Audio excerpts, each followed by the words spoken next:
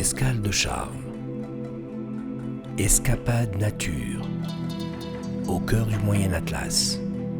86 km qui relient Meknès, Hajb, au parc national d'Ifrane.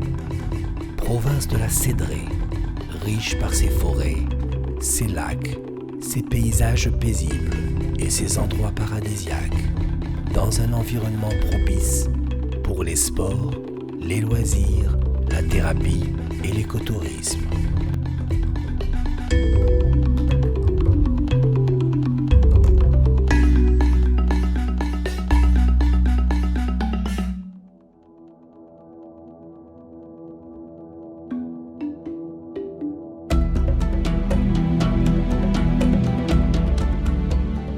Donc nous voici à l'écomusée du parc national d'Ifrane où j'ai rendez-vous avec Rachid. Bonjour Rachid. Bonjour. Vous allez bien? Très bien, soyez les bienvenus. Merci beaucoup. Pourquoi cet écomusée? Donc là, l'écomusée, c'est pour la découverte de la région parce que les riches en biodiversité faunistique et floristique. Et aussi, c'est l'existence des lacs, des rivières, donc c'est un château d'eau. En arrivant ici, on peut que tomber sur cette coupe de cèdre. Vous pouvez nous expliquer un peu? C'est un tronc de cèdre, Oui. donc, utilisé surtout pour les petits-enfants, pour faire la découverte de l'âge de cèdre. Combien il a, ce cèdre à peu près? Environ 500 à 600 ans. Donc là, on montre les cernes, la croissance annuelle. Oui. Donc lorsqu'on a entre les cernes qui sont rétrécissées, on dit qu'il y a une crise de précipitation. D'accord, donc en fait, il y a un vrai indicateur au niveau des tombées de pluie et par rapport à la croissance de l'arbre. Donc ce bois, il est caractérisé aussi par son odeur. Oui, on adore. Agréable. Ils s'en servent beaucoup dans l'artisanat pour faire des sculptures, des boîtes. Ouais, pour la préparation des différents objets. Oui, tout à fait. Et aussi donc, pour avoir ce qu'on appelle de l'huile essentielle à partir de sa sueur. Et le plus vieux cèdre du parc, il a quel âge à peu près, vous savez? Ce n'est pas le vieux cèdre, mais c'est un cèdre qui a une historique importante, Oui. donc, culturelle. C'est le cèdre gourou, qui peut atteindre environ 850 ans. Le parc national d'Ifrane a été créé en 2004, Oui. donc, sur une superficie de 125 000 hectares. D'accord. Avec les cèdres notamment? Oui, parce que le cèdre, ça représente une espèce emblématique. Et j'ai entendu dire qu'ici au Maroc, la plus grosse forêt de cèdre au monde, c'est vrai? C'est ça, c'est vrai. Donc, Et elle est ici? Surtout le cèdre, lorsqu'on parle de cèdre, c'est le cèdre d'Atlas parce qu'il y a 4 espèces de cèdre. Et on parle de cèdre de l'Atlas.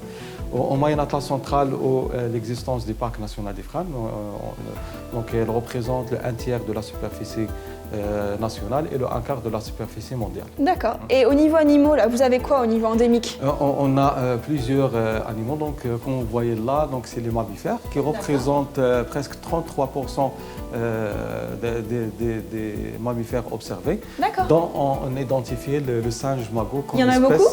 Oui, il y en a beaucoup comme espèce emblématique du nord d'Afrique. Donc c'est une espèce qui vit dans l'écosystème. Et un des symboles d'Ifrane, c'est le lion.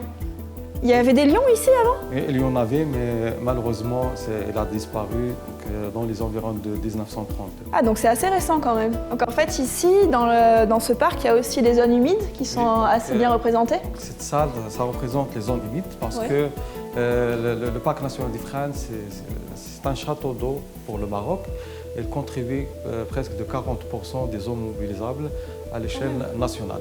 Là, on présente pour les petits-enfants la chaîne alimentaire, le rôle écologique que peut jouer un lac. Mais il y a beaucoup de lacs ici, dans le parc? Oui, il y en a presque 6 lacs d'importance internationale, dont 2 sont classés sites Ramsar. On a Glimam Afnourir, c'est le lac Afnourir qui a été classé en 1980.